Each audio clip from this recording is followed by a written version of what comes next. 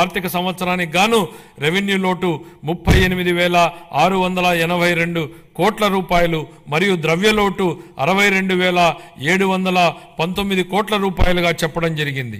రాష్ట్ర స్థూల దేశీయ ఉత్పత్తిలో రెవెన్యూ లోటు మరియు ద్రవ్యలోటు వరుసగా 2.7% గాను 4.41% గాను ఉన్నాయి.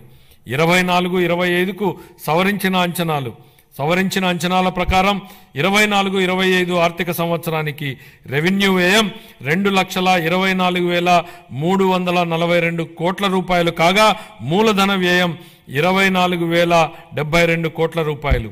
24-25 ఆర్థిక సంవత్సరంలో రెవెన్యూ లోటు దాదాపు 48,311 కోట్లు కాగా ఇదే కాలానికి ద్రవ్యలోటు దాదాపు 73,362 కోట్ల రూపాయలు.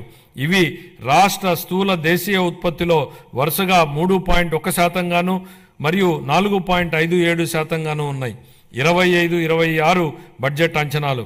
25-26 ఆర్థిక సంవత్సరానికి గాను నేను 3,22,359 కోట్ల రూపాయల వ్యయాన్ని ప్రతిపాదిస్తున్నాను.